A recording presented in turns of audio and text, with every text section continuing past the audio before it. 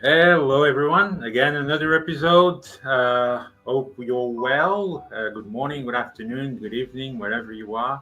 Today we have an amazing guest, Makoto Kern. He's from Vegas. I think he's in Vegas at the moment. Makoto, thank you so much for having your time with us today. How are you? Oh, good, good. Thanks for having me on the show. I saw the introduction. I'm like, who's that handsome fella there? Thank you. Thank you. I appreciate your time. I appreciate it. So, tell us a bit about yourself. I mean, how you characterize who's Makoto Kern for the people who don't know you? Oh, geez. Let me see how much I can lie here. Now, um, yeah, I grew up born and raised Chicago in the Midwest. Yeah, I was always like a curious little kid. My dad was a teacher, a science teacher, so I was always reading his astronomy books and everything, and wanted to be an astronaut. And I ended up studying engineering, robotics, Right, electrical engineering in college, and did that for about a decade. And then I just always had the entrepreneur bug.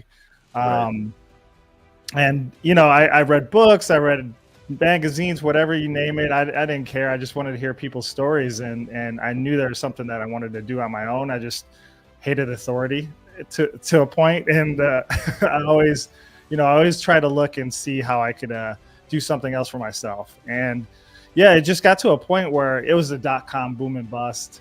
Um, I was building websites for people, doing right. SEO. I got on Craigslist, found an amazing one of my biggest clients on Craigslist.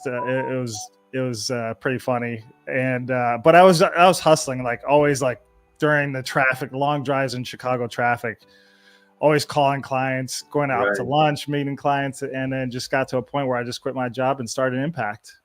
Right, right. Yep. It's kind of the poor reality what most people don't really talk about, and this is why I Mm-hmm. really enjoy this type of conversation. This is the reality, people. For the ones who are hearing us, this is how it happens. When you start in a business, you are with one phone with one hand, you're Yep. thinking the other, and you're driving. And said, yeah, sometimes we're not compliant. Yeah, because we don't have two hands, and this is, you need to do what it takes, right? So, For sure. yeah, yeah, yeah. So you actually done a lot of amazing stuff right now in the market. Tell us a bit about that and what made you go into that direction. Actually, For sure. With my degree in engineering, a lot of the focus on robotics was in manufacturing, and so most of my career in engineering was in lean manufacturing. Was taught a lot of those Kaizen 5S, those type of techniques, but really tried to, my job was to help automate and make people on the manufacturing floor who weren't very technical utilize these software programs that were made by engineers, but not by UX designers. And so right, naturally, I got into like modifying the software, making it more user friendly. And it kind of got me into that whole aspect of like watching people actually use the software, seeing their problems, seeing how their workflow is. And I love working with people versus just sitting in front of a computer all day and just coding. So it was just a natural thing where, I got into consulting. I got into like just making websites look better. And thank God for like kind of Apple kind of pushed that whole user centered focus. And, we started our agency to really just be UX designers, to really make things better, make it more frictionless and just enjoyable to use.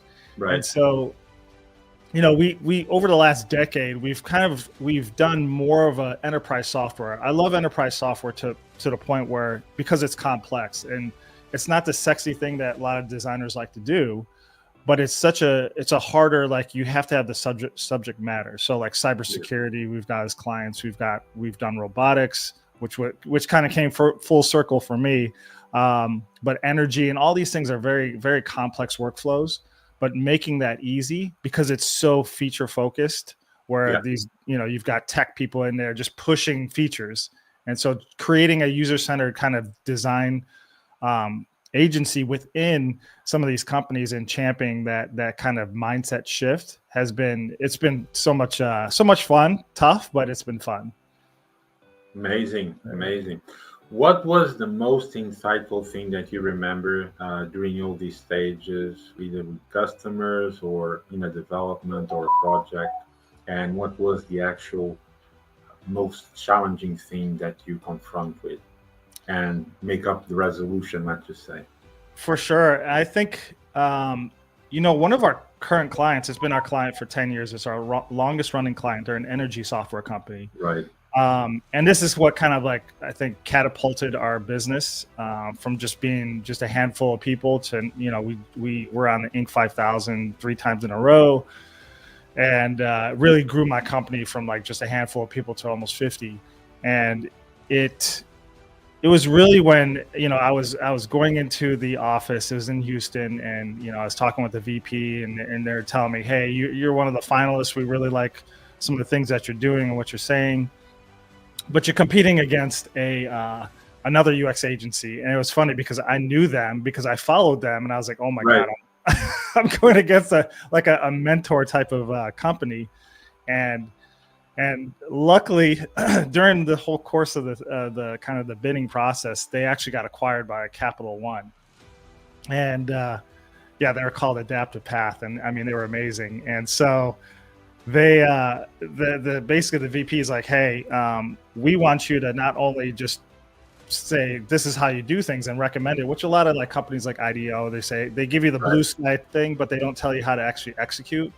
And so I said, look, I'll be here as many times as you want, but I take ownership in whatever we recommend, but actually help you along the whole process, because design isn't just a one-time thing. It's a continuous improvement and iterative process. Yeah. And so they sat me in front of like the whole like executive suite, and they were starting to show me their software. So they put me on the spot, like, hey, Makoto, what do you think of this redesign that we started doing? and I'm like, look, you guys are asking me the wrong questions. This is basically, you're asking me to put lipstick on a pig. And this is not what you do for UX design. Maybe the visual looks exactly the same. It's really the workflow that you need to improve. And that takes deeper research. It takes understanding of the user's pain points. And this is what you need to champion throughout your organization through all your different product teams, is how to look at the user first versus the features first. And they that impressed them. And from that point forward, I mean, we've been working on tons of different projects with them, and now we're integrating AI systems. So it's been a wonderful journey through them. And from there, just people leave, they bring me into other companies, and been doing great work for them as well. So it's been a good journey. Amazing. In current market, of course, there's tons of let's just say millions of designers out there. According to your experience, what is actually missing? I mean, I have my own opinion, but I'd like to hear yours in this case. You're saying what is missing? Yeah. So there's a few things, I think, when it comes to design. There's been a lot of the boot camps, I think, really pushed the outflow of designers. And I think with just like any education experience, when you're pushing things at a very rapid clip, you're going to be missing out on the quality. And I'm sure same with development too. And I know that's the case with development. But with design, you have such different disciplines as part of a UX designer. I mean, and this is kind of where you have that type of T formation as far as skill set. You have a broad range and you have a deep understanding of something. And so the deep understanding of something is kind of where you have to understand where that niche is at. And user research, it's funny where people think, hey, I'm just going to throw this design in front of a group of people and that's my user research. No, that's not user research. And you're going to have problems when you do that. But so many executives and so many product people still think that's user research.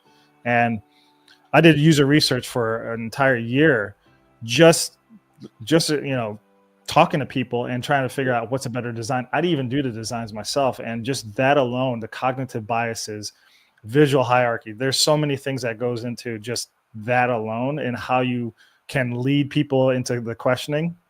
So there's that discipline where people don't realize, like, to be a good UX designer, there's so many parts of that discipline. Sure, if you know how to code, that helps front-end developers that know a little bit about UX, I love working with them because we can actually bounce ideas off each other. So that overlap really makes things stronger. But that's a lot of things that are missing. When people are so hyper-focused on one aspect of something, they don't look at the holistic view. And outside the box. Yeah. And that's kind of what we've done with our agency, is not to look just at the UX design, but the product strategy, like getting leadership alignment, figuring out where the gaps are, what the business goals are, and then making that kind of the user empathy of like, what is the pain points, what's the journey, and then getting to understand the constraints of the development system. Like that holistic approach, it's not easy, but it's something that makes you a better product in the end. Absolutely. I totally agree with you on that. Also, just to add, from my point of view, well, there's 3 points actually in general that are missing. One of them is most companies, when they go to a customer, they forgot to listen to the customer. And then they present the actual solution for requirements they never asked. They said, and then they don't see that is a waste of time. And waste of time is waste of money. So it's important to listen on the beginning to know exactly what is your current mandate of requirements that is mandatory for you to build the proper solution to present accordingly, right? So, and within that, also from the design, most people, what they do, you actually mentioned that very well, is they are focused on what they do, but you need to understand that what you do can be integrated with thousands of other things. And you need to understand how they work, what they do, what they are transmitting. Is it networking? Is it files? Is it whatever? Is it users? So it's not about just you trying to sell. It's much more than that. And this is where people forget. They want to do everything as a business. Yes, it's still a business, but you need to be more professional in a way, saying, I have listened to you. I will present you a proposal according as you asked me. I mean, it's simple as that. Because if I ask you for a Mini and you present me a BMW, I said, I didn't ask you for that. Yeah, but I just bring it over to you. Yeah, but I don't want it. This happens. You made a really good point. And it's something that I try to tell clients as well, is that their expectation is just give me pretty wireframes and let's just jump right into development. And that's the biggest mistake, thinking that's the way to shortcut a launch. And it's like it's like basically saying, hey, build me a house. I don't know how many bedrooms, just build me it. And then the people living there are just going to move in and then they'll tell me what's wrong. And it's like, that's an expensive process because people move in. I don't want 3 bedrooms. I want 2 bedrooms. I want 2 stories, not 1 story. I mean, this is essentially what you're doing with software when you just jump right into building something without asking who the users, what they want. So, I mean, it's just like sales. If you just try to sell somebody something without asking them what they really want, you don't know if you're going to hit the mark or not. So, it's amazing the gaps between what is actually launched with product and when you actually see what users are doing, because that's another thing that people tend to forget. Like when you're in a room and you're asking people questions, there's always this squeaky wheel gets the grease syndrome. The people who's the loudest that talk, they're the ones that actually get what they want. But in all reality, it's really what people do versus what they say. And that's really what gets you to the right product. And also, what is the general daily basis is people forget that the user, in the end, it's what they want. It's not about what you want. You need to do what they want and accordingly. And people, sometimes what they do is trying to sell what they have to a user that actually is asking for something totally different. They're still trying to sell them that. They say it doesn't work, and they push and they send emails they forgot the main concept is you have an identity, but for customers you have to be label, white label, because in the end you are working for customers that you need to build what they want, and then they'll recognize you for building whatever you build to them according as they ask, because they'll tell to other customers, and this is how you earn, the reputation and the major portfolio of customers. But most people forget For about it. sure. They have an idea, said, I'm going to have a boutique designing this. Well, firstly, you need to see where is your gap. What is your market share in that market? Is it really existent? Will it have a future? Is it being used already? Is not being used? Is it new? Will it collide with anything in the market? Will it be very useful? Is it have very differential from something that is already existing or not? All these criteria in over 98% is not done. And this is what amazes me daily basis. Yeah, I think especially with AI now, you're Yeah. able to do things much faster. So, but you're like, you don't understand, like a high tide raises all boats. So if you're able to do it faster, so does your competitors. And that's where, I always say you need speed and direction in order to launch product, but you also need continuous improvement too. So you can't it's not one and done. You have to look and see like, hey, what is this actually an effective feature? Are we doing it right? What does the metric say? You got to be data driven. Yeah. And I think that's what people don't realize. Yeah, design could be subjective, but you really need to make it objective. And you do that through metrics. And also it's important, like you just said, to a person to update yourself, because he or she doesn't really matter, because technology advances, coding advances, and maybe 5 years ago you had a line of code doing something, and now you have a line of coding that does exactly the same thing as those 5 1. That's called optimization. But for that, of course, you need to update yourself. And this is what people miss out too. What I always recommend to every company is that do a cycle every 6 months to force everyone to start doing update or courses or get into forums, and in the end, they'll realize that it's profitable for them too, because they are updating according to the market, they are engaged. Technology is not something that people just say, well, this is not a vocation. It is a vocation. Technology is a vocation.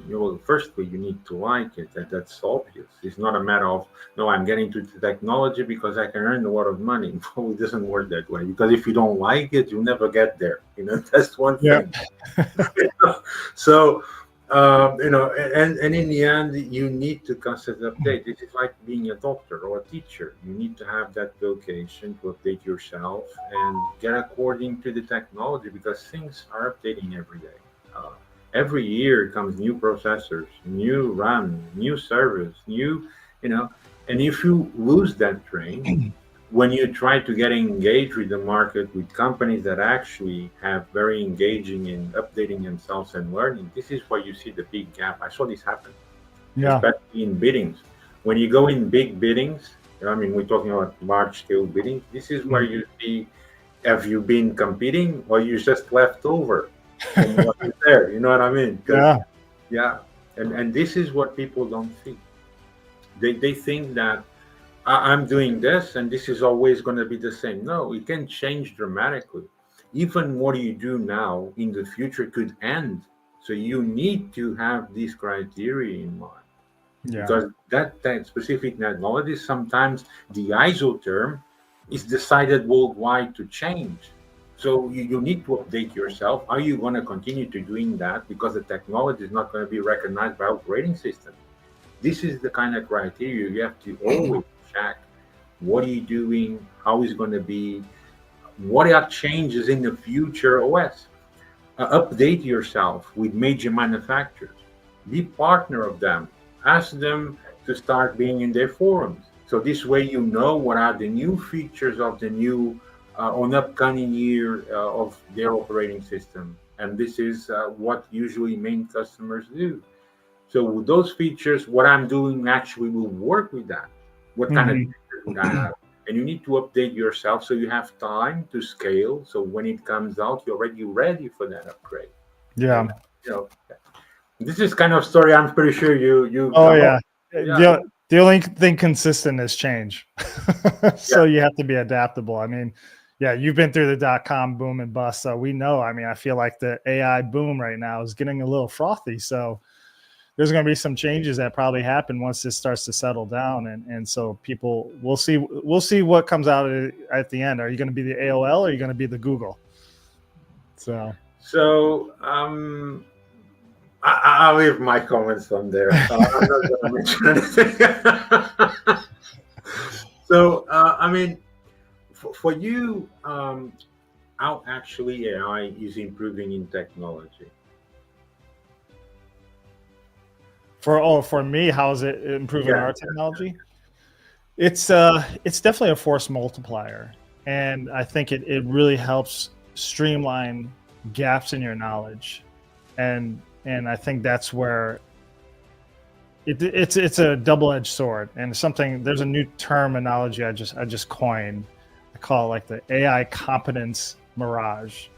It helps you as a team of one to really, like, I have no idea what to do, things about maybe certain development coding techniques or security or whatever. So I ask AI about it, and I'm like, wow, this is a lot of information in just seconds versus Google searching and me having to do the research. Yeah. So it saved me time to understand the bare basics. Yeah. But why I call it a competence mirage is because you as a developer will see the output and you'll be like, yeah, it's okay. It's a good start.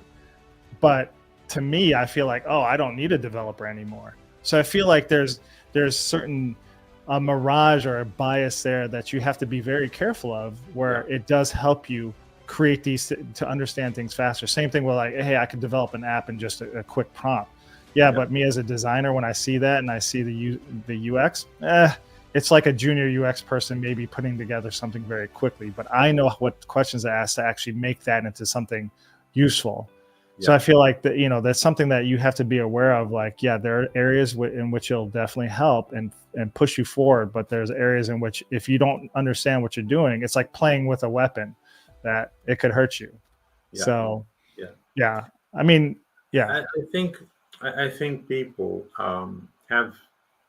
This is my general opinion. I think people have a misconcept about AI. They think that, oh, AI will help me to do everything. It doesn't work like that. AI is there. You still need the humans to continue their work, and that will help them the improvement.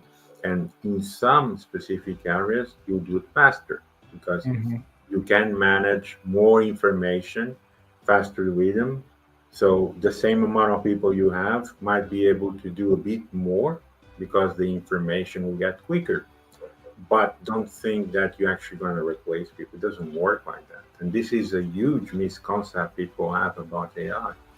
AI was not built to replace people. AI is there to help you do mechanical work or repetitive work or some specific work that it take more time for you to think of, to get a criteria, to get a possible resolution in the future.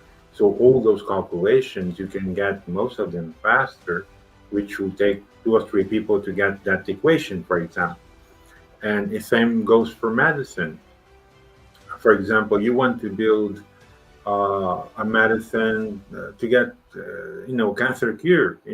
How are you going to achieve that? So you have all these components, you put them in there and said, is it possible to have all these components with this type of chemistry, have possible so you got maybe thousands of sequence that you can start in test in the lab to see what's going to be the outcome results. This is how AI is supposed to be done. And this goes according to the same technology. In technology, you might have a new code, that's a new version of specific X. So you put that X together with the X of now, and you tell it the same comparison, what will be, in the future possible results. So you know how to start encoding now to be ready in the future. This is how AI is supposed to be, being used.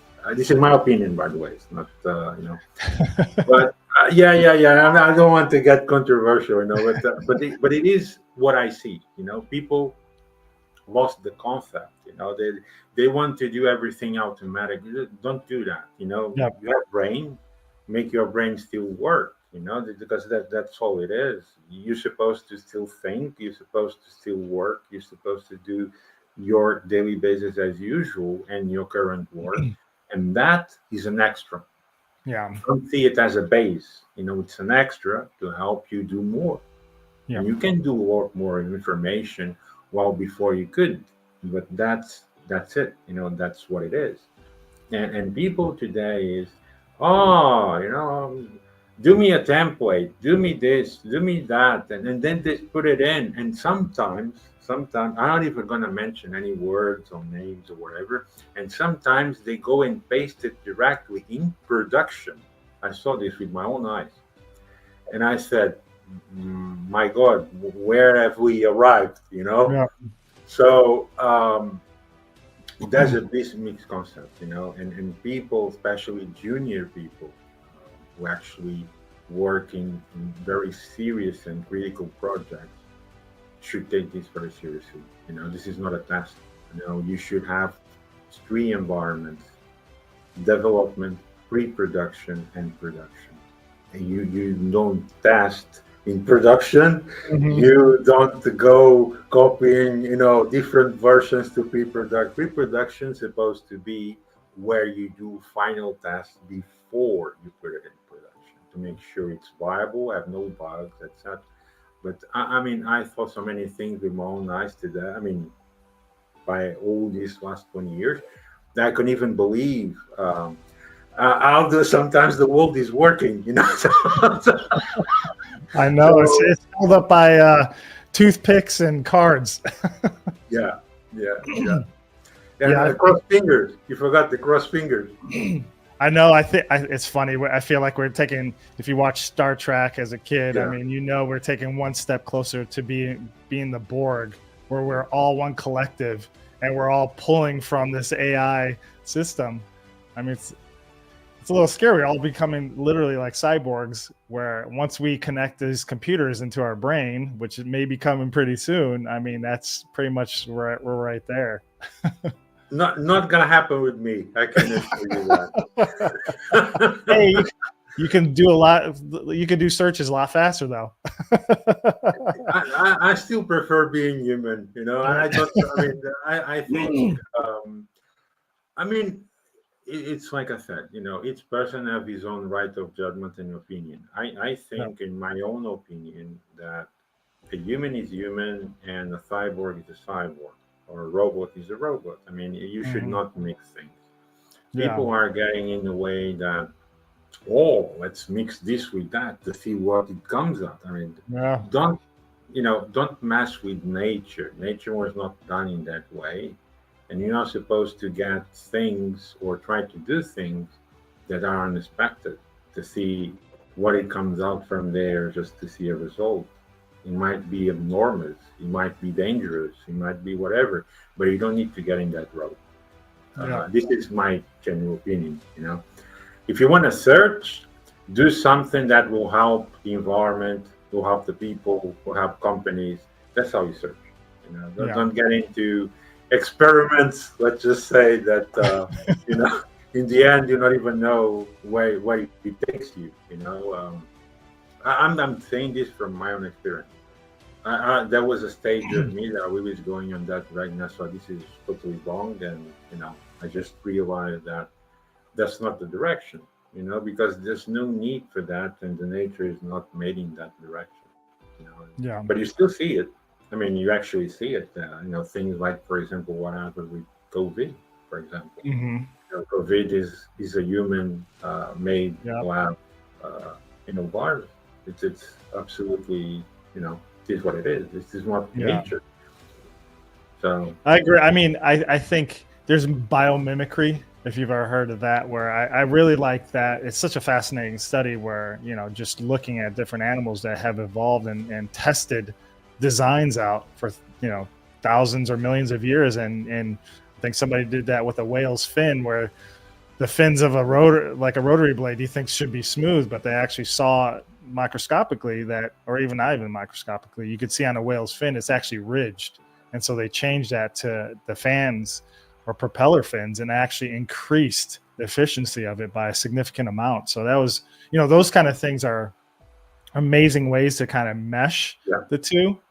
but yeah, you're crossing some boundaries with some of the weaponization of things, and yeah, the scary with AI. I mean, it can supposedly, I think they fed it into just how to create bioweapons and viruses, and they created like 100 different new viruses that are so much more potent. I mean, those kind of things, it scares you. Yeah. Yeah. So yeah, great power comes great responsibility. Yeah, exactly. I mean, it has to come with common sense and responsibility, and I think there should be measures, and there should be some kind of regulations within AI because we're going to need them in the near future. Yeah. We already have billions of people using AI. We don't know what are they doing, what are they Yeah. possibly thinking, what they're trying to invent. If you don't have certain restrictions or regulations with it, who's going to stop it? So because we don't know what they're doing, they could be doing something good or something bad, but it has to be a frame line and a border for everyone. Hmm. And I think in the end, many people will reason with me saying, "Yeah, we need to do something Yeah. because it will happen. It will happen because right now we are 8 billion. How many are actually using AI already? I would say maybe 80% of the world population, maybe. So, how many people you actually have control of what they do? Oh yeah. Firstly, you can't because it's GPRD, so it's privacy unless you have a specific, thing, whatever.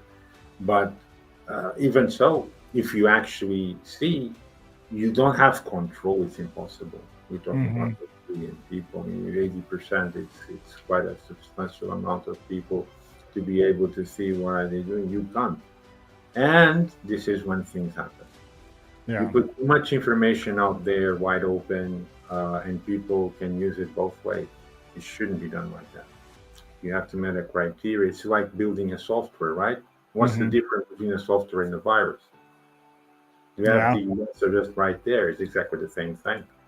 Who actually built virus? Well, people don't like to work. They, whatever the mindset is, because it is what it is. I mean, Hmm. how many hackers out there in the world could be employers of the month? Oh yeah. They have the brains, they have the tools, they know how. They just want to make things easier for them. Well, life shouldn't be like that. Hmm. And this is what I'm getting at. There has to be a barrier where you have to know how far you can go. It's not about let's test to see how much more can I do. No, there has to exist some barriers for things that you have in common sense to say this is as far as I go, and that's it. Hmm. And it doesn't happen. And sometimes, of course, we see things happen. There's a huge, massive attacks, like we just saw. I think it was 6, 7 months ago. There was debit cards all over in the dark web, and many other things. Why does this happen? Because people have a misconcept about everything. That there has to be a reality environment where you should know if you are in charge, of a big corporation. Cybersecurity is a must, and it's the first thing you're supposed to control. Do you know everyone who works for you? No, you don't know. You have interviews with them. They look good. They have the skills, but you don't know them. Yeah. So you need to have, environmental control to see what they can come in, where they can go in, what did they do, what did they connect, and this does not happen. If you do an inventory in most companies, you will see that over 95% of the actual developer have access to everything. Yeah, have you heard I think there's a certain number of North Koreans that have been hired that have gotten through the United States process of Yeah, yeah, and they're working for companies. I think I don't know how many hundreds of millions of dollars have gone through just yeah. because they're not, the security is horrible, and they're they didn't check well enough.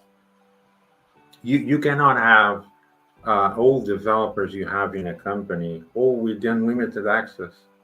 You Hmm. just can't have that. You're Yeah. supposed to have one or two people monitor everything, and all the others restricted to a specific environment with no access to anything else because Yeah. you don't know what you do. Can you check actually if you have 1,000 people what everyone is doing daily? I mean, this Yeah. is not like being paranoid. This is current reality because until you know what you have really, because sometimes company have big high scale projects. You need to have sudden recruitment very fastly because you weren't expected that some projects will come up. And during this most situations is when this kind of things happen. So Hmm. you need to consolidate, especially, and be prepared to improvise in this type of situation. Saying, I'm going to set up an environment for temporary people. So temporary people will sit here. These are the PCs, and they can only have access to this, and that. Permanent employees have maybe a little bit more grading, so they can access to this, but not the whole network or Yeah. everything, because you never know what can happen. And if you have a huge infrastructure, it's going to be very, very hard. Where is something injected and where is it? If you have, how are you going to find, for example, let's say you put a hidden bug that is predicted to have a timer and only does specific thing during nighttime during 1 hour. How are you going to find that in 50,000 servers? Yeah. This is just an example.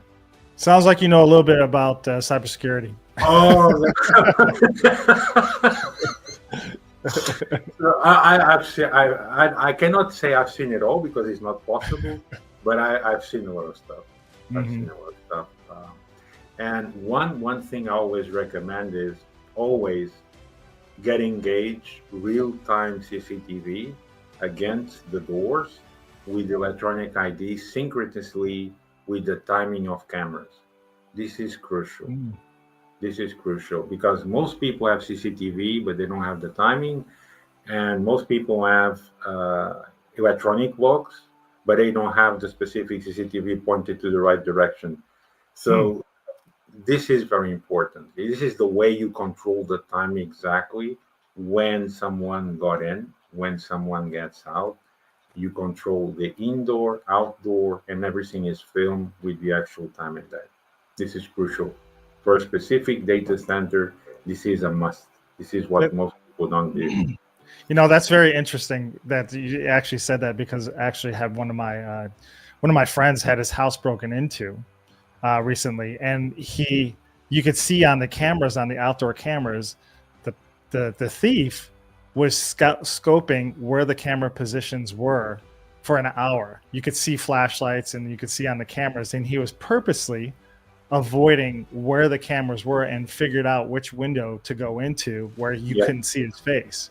yeah. The neighbors actually caught him with their camera. He didn't pay attention to that, but that and that's just like when you're physically there. So I can imagine virtually it's the same, it's the same principles. It's So it's it's pretty exactly, fascinating. yeah, yeah. It's exactly the same principles, exactly, and Mm-hmm. even more because I've seen, so many things. People even get disguised, or they get a different identity, or they even enter with the stolen ID. They Mm-hmm. got, the ID stolen from an employee, and they go inside the company with the employee. No one checks the actual image to check if that face is matches whatever. How you do that? Well, you put retina scanner and you put fingerprint, and that's it. Yeah. You swipe the ID, but if of course the scanner and the fingerprint won't match the person that's in, so you remove that part, and this is very easy to do. Wow. So it's I would just love to an be the UX researcher for how to hack into systems. It just sounds really fun. I actually done that many times, Oh, and you would be amazed how far I went in some companies. I bet. I mean, I just remember one of my first consulting companies was with Trustwave. They're pretty well known, and they had a room. It was just all hackers. Yeah, And when they would come out, I mean, these look like kids. Yeah. and they were just sitting there all day long trying to figure out how to break into things. I'm like, man, that's a cool job. But in the end, this is what people don't realize. They think it's so. Well, it's not, because who's gonna do that? A 50-year-old, a 60-year-old is gonna Mhm. connect to, and be seated in front of a PC for 14, 16 hours a day? No, man. Usually it's kids between, even sometimes even between 16, 18, 19. Yeah. I mean, the oldest one I've met was 25. This is the oldest one. It was probably the director of the group. So, and this is what it is. This is Yeah. reality. Hmm. There's people out there testing all the time how to get in somewhere, and then how to sell that information once it's acquired to somewhere. And this is how things happen. And It's I'm you not got to have talking. that reckless mindset Yeah, almost. Yeah. yeah, yeah. But you need to be prepared for that. If Hmm. you try, for example, well, I really don't want to get into that subject, but I mean, imagine you are developing something, and an employee finds out that he can actually copy some part of that code and can earn money with it. This is just an Hmm. example. This happens. I'm not Yeah. talking about virtual thing. I mean, this type of subject has happened many, many times with Oh, I coding. bet. So it's everywhere. Didn't Uber just get sued for that, or somebody from Tesla left Uber or Yeah, something? And the yeah, AI, like, yeah, yeah. I can imagine that happens all day long. So the value have to be protected, and Hmm. you need to be very aware to whom you assign all that value, or who has permission to see it, what kind of permission they have. You have admin permission, you have supervisor permission, manager. It's Hmm. very important there, because if we don't have this specifically well controlled, you have no control at all in the company. And people get scared. Oh, you're so dramatizing. So I'm saying that this is the type of workflow you should implement everywhere. If you want to be secured, and if you want to prevent at least 90% possibility, you have to be like this today. Because everything is digital. Tell me one thing that you have in your company or any company that is actually non-digital. Zero. Yeah, Everything you it's do is all in. connected. It's so connected. I mean, you can even connect your phone now, which is very dangerous. I said that this many times to many manufacturers.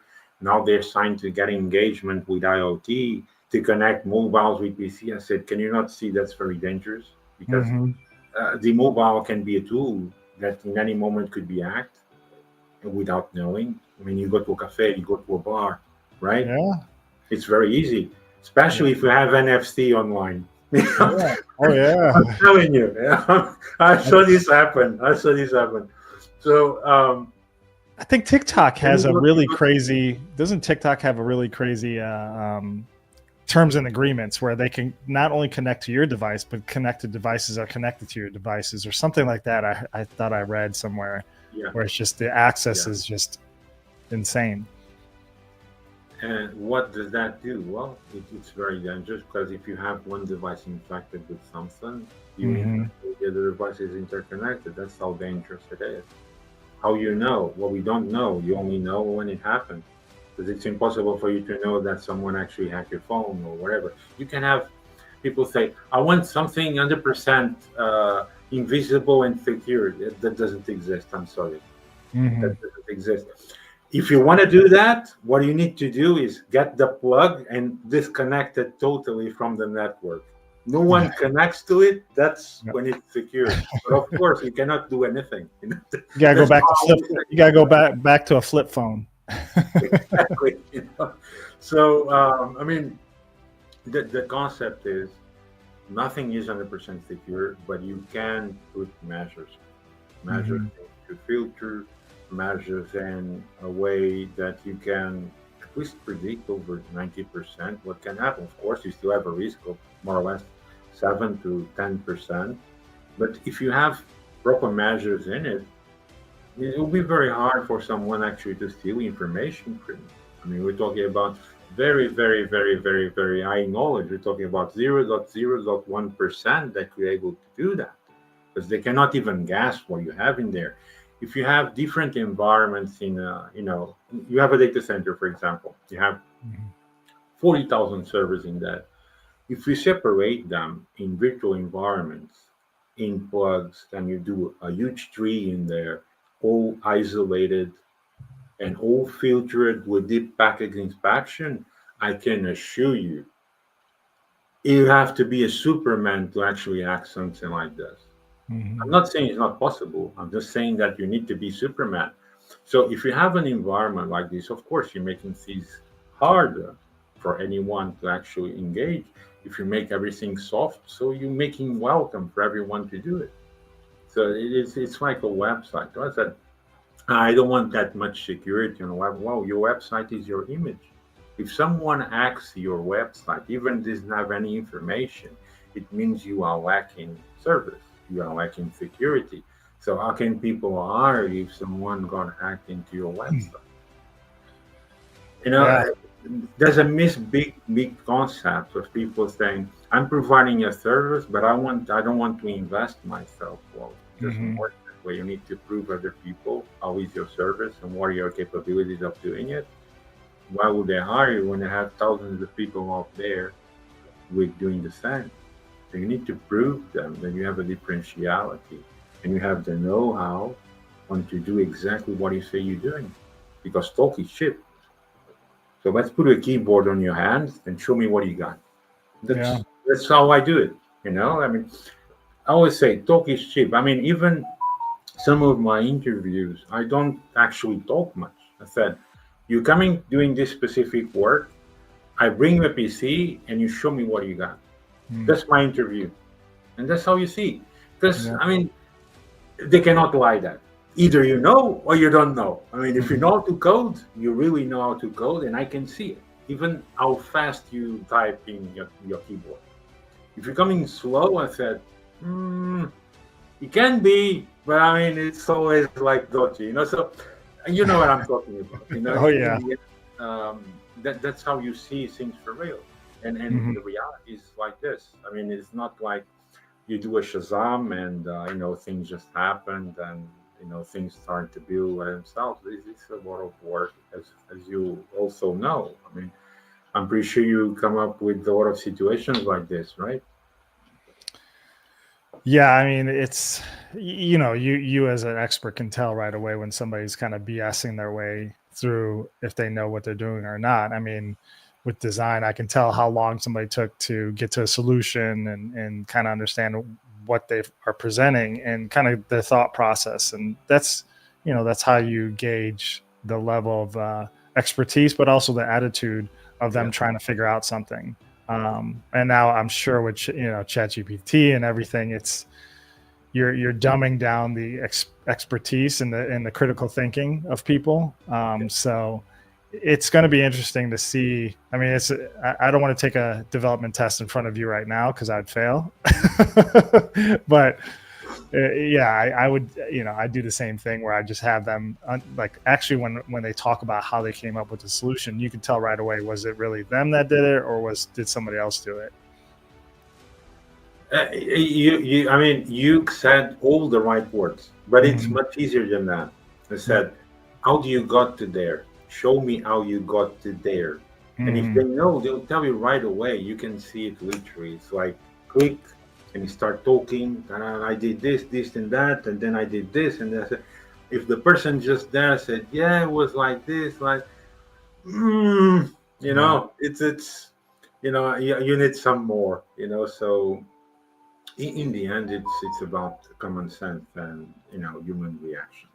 It's about, if you know how to drive a car, you can see immediately that a person knows how to drive a car, right? So it's what it is. I mean, driving a car it's practically, it's not the same. I'm not saying literally, but it'll be the same as a person working with a PC. Coding. Mhm. If you know how to code, you always know how to code. It's not like you forgot for one day. It's if you speak languages, you're not gonna forget that you don't speak a language on the same day that you're coming for an interview. I didn't want to get approached this time, but I'm saying this because this happened to me. Uh, you know, uh, lately. So yeah, someone said that was speaking Spanish and then suddenly forgot to speak Spanish with me. So Oh, jeez. yeah, yeah, this actually happened. So what I mean, from the main criteria, what I can say is be yourself, have common sense, and do whatever you know how to do. But you don't need to try to impress and then become bad, because you can see literally what it is and what isn't. You know, if I can say, can you build a framework in 5 minutes? If a person said yes, of course he's lying. How are you going to build a framework in 5 minutes? Are you crazy? So I mean, you know what I mean. So Yeah. I mean, it's not hard to catch someone. You know, in the end, it's about common sense. And the person who have common sense said, "No, but I can do it in 1 week. How's that?" I'll say, "I'll get your own week, so you're on Yeah. board." So this is how it is. In the end, it's about being friendly, but also have the understanding how reality is. I mean, you don't build a car in 1 day. You don't do a frame in 1 day. You don't build a system in 1 day. Sometimes it takes months. It can take even years. It is the reality. I mean, especially if you're building from zero, the amount of processes you need to do. I mean, you need to develop the idea, then you do the framework, and then you do the scale, and then the workflow, and then the interface, and then start testing it. And you have bugs, thousands of them, and you Mhm. need to correct them. This is the reality, right? Yeah. So tell us a bit about your current experiences. How you approach these type of things. With as far as like just building product or anything else Yeah, yeah. specifically. I mean, in general, your daily basis, building product, the routine. I think it's just being it's a difference between like how I approach it. I love seeing how people's different approach when Right. they do design. I've got very talented designers, and I've seen them grow and evolve into becoming really really valuable and really good at what they do. But it's for us it's a balance between, because we have to interface with the client, we have to almost sell our designs, we're consulting, so sometimes it's not what they want to hear. So the actual the therapy, I call it, of dealing with especially with leadership that has egos, that Right. to me is almost harder than it is actually doing the design. The design is the easy part. And so it's really, as you work in a full-time position at a company, there's political games that you play, but when you're a consultant and you're coming in and you're telling them what to do, there's an expertise in how you deal with people. And Yeah. us being UX designers, we have to be empathetic. So we have to understand what's going on in their head, what they're trying to do, and you have to be able to sell that. As a developer, it's like, hey, this is the code, it works, it's secure, that's it. It's cut and dry. I mean, there's no subjectivity so much to it. But with design, everybody is a designer in the room. Everybody has an opinion of what they think it should look like. So Yeah. really trying to change that mindset and telling them like, hey, this is why it is better. And again, it's not like a final end all be all. You test it, you see the data, you see the metrics, and you go from there. So it's, there's a fun way to experiment in certain ways, but there's also still a cut and dry methodology that you can approach design to as well, that gets you to results faster. Yeah. I totally, absolutely agree with you on that. And this is how the approach is supposed to be made, because in the end, you will learn a lot from each other, not only from the designer, but the designers also from you. And that's how you build things. That's how you get, enrichment knowledge, sharing all that with each other, because one has a specific vision and the other gives them the wider, broadened vision about that. And this is Mm-hmm. what they might not be seeing. The same way for an interface. In the end, I always say, well, yeah, but it's not the actual for you. It's for a customer. So we need to build it according to the customer. It's not like you like it blue, the customer wants it green, so Yeah. it has to be in green. It's in the end, that's how the match is made, and everyone needs to agree on, because in the end we're working for a customer, and customer wants it like that, and again, that's the way it is. If it has a misconception, then I always say, prove it to me that this is better than we're supposed to be building that certain way.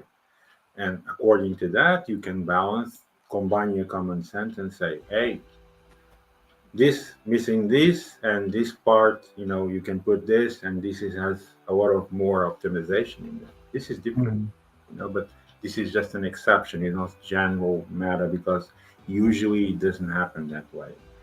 And it's like you said, in the end, the interface is the appearance, but what it really matters is what is done below.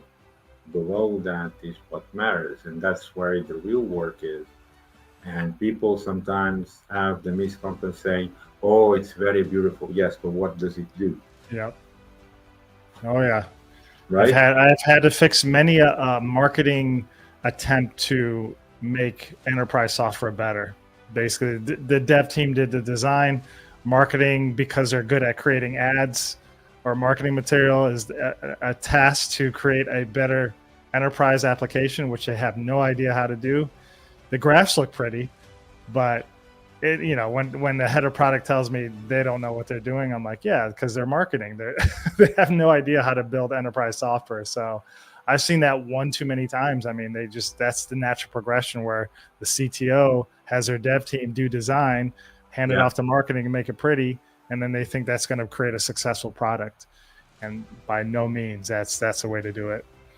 Yeah, and they forgot the actual functionality. Does it do Mm-hmm. exactly what it's supposed to do? Does it have the same workflow? They have the same reporting, whatever it's supposed to be doing. And it's not about making it beautiful. Making it beautiful, I'll say that's just the 0.1% that Yeah, what it's actually the is. lipstick on the pig. Yeah, exactly. I mean, I've seen sometimes even people wasting weeks designing it, to make it look like very poshy, fading, Mm-hmm. But did you actually focus on exactly what it has to do? So you're Yeah. missing functionality, you're missing plugins, you're missing coding in this. It's supposed to be done this and doesn't do. So, I mean, have common sense. Start really the foundation, do the functionality, and then the interface, you build it on the go, because in the end, it's just the visual part of what it does. And it can be a box, can be frames, put buttons, and you can put even a CSS, and you can plug in all that in one. So, but in the end, it's about what the customer say, well, should be looking like, what the functionality, which is the expertise of a developer, that's the part they should also focus 100%. And this is what miss out. Because in the end, you have huge websites, very beautiful, very beautifully done, sometimes even copied. That's the worst part. And then when you go to the functionality part, you have errors, some things don't work, and it's on production. I said, was it tested? I said, I tested a couple times. You tested a couple of times. So that's how you test things. You develop them, you put it on production, you don't even test them at least 500, 600 times. I said, oh, it does the same. Well, you can do something, and the transaction can actually give a result 300 times, but when it comes 301, it might change. If you do it 500 times, then you get a bigger approach saying that, okay, so the probability of getting a bug, it reduces, right? Mm-hmm. But until that part systematically, because there's so many variants, you could have latency on the network. Imagine you're doing a transaction, suddenly the network comes down a little bit on latency, and that transaction doesn't have the same speed. It could provoke you an error because the application might not be ready for that. There's millions of variants, and people miss out this fact. They think, "Oh, I'm building this. I tested, a few times, and it works. Has no bug." How you know it has no bugs? You only have it Mhm. 4 times, and this is the big thing. I mean, there's latencies of CPU, there's latencies of RAM, the speed of disk. I mean, you know what I'm talking Yeah. about. Oh So yeah. many thousands of variants that you never say that it's tested 100%. You can never ever say that. Well, you said it was tested. It was tested because you tested maybe 500, 600 times, but it's not 100% because there's thousands of variants that you need to have that adaptive approach according as it goes. And this is reality. I mean, we see this. We see this. For example, I saw updates on phones. I'm not going to say the brand. It's well known. I think you use it. And once one update stopped the phone of being a phone. So why do you want a phone for? The functionality of the phone disappeared on the phone with the update. So they launched an update 2 days later to fix that, and it became normal. But why did you launch an update massively to millions of people without having tested it properly before? Because I mean, Hmm. this is what I'm saying, and this happened also in operating systems. We saw this. We saw this in No. 2000. We saw this in 2014. Why? Why? I mean, because it was not tested enough. Because if you have PCs in the house, I mean, that should not happen. How you gonna build a system and you go to a presentation and you get a screen? Yeah. Yep. This is reality, right? I mean, it was not properly tested because if you tested long enough, you shouldn't do that. I had the experience myself. This was in 2012. I bought a new PC. I was taking it to the office to starting because I redesign everything because I don't trust what I have installed. And I saw that what was installed actually had a huge bug because you power it on and you get a black screen. This is very known bug, by the way, back then. It was solved after some time, but why it happens like that? Because Hmm. there's a big misconception. Yeah, I mean, you manufacture in millions, yeah, but you manufacture in millions exactly. So the deployment is huge. So you have to be very prepared before launching a deployment because the deployment is going to go to millions of people. It's a huge impact. So, and this actually is the same. If you're doing for one customer, one single customer, or two customers, or three customers, the way of working it's always the same. Develop, pre-production, production, fail. They have to have these environments um, to be there. Yeah. And this way, people will know that you have that differentiality, at least to know that you actually know what you're doing. So this is just my opinion how things supposed to be. So, tell us a bit about, what are your plans? I mean, you're planning to show something new, some new product that you're going to launch soon. What do you think you're going to be doing during the next, 5, 6 years? Yeah, I do have to wrap it up now if we can. But Okay. yeah, yeah. I could definitely end with like, yeah, we're looking into AI, we're looking into design, and we're really trying to figure out like how to navigate this new tech kind of space where everybody's just pushing to have AI in there. So we're really trying to focus on like, do people really want it? How do you do it? How do you test it right? And how do you make it so it's yet another feature? So don't just push it onto people until you really realize do they want it in this way or they want it in a different way. So that's kind of where we're at, and Right. yeah, it should be exciting. Amazing. Yeah, Amazing. So before you wrap up, yeah. Makoto, I always ask my guests to say a power message. What would you say? What would be your power message today, in a way to help people that are starting their life as entrepreneurs or starting a business? What would be your power message? I think just always continue to grind. Don't give up. I mean, it's everything's overwhelming at first, but just really remain focused. And as an entrepreneur, we're going to go through ups and downs. And right now, it feels like AI is like taking over everything. But I think just really focus on learning. Take it one day at a time. Try to figure out how you can better yourself, even just 1%. And I think that's where. Just be that adaptable person, because I've been through multiple boom and busts and macro conditions that were recessions, and so this is just yet potentially a new one that I'm excited just to get through and see what it looks like at the end. Amazing. Yeah. So with that thought, I'm very much appreciated for your time today, Makoto. I think it was very insightful for everyone who's watching this. I really enjoyed the conversation. For Definitely. real. I think it was needed sometimes to have this kind of reality conversation, especially in technology. And I'm truly appreciated for your time today. Thank you so much.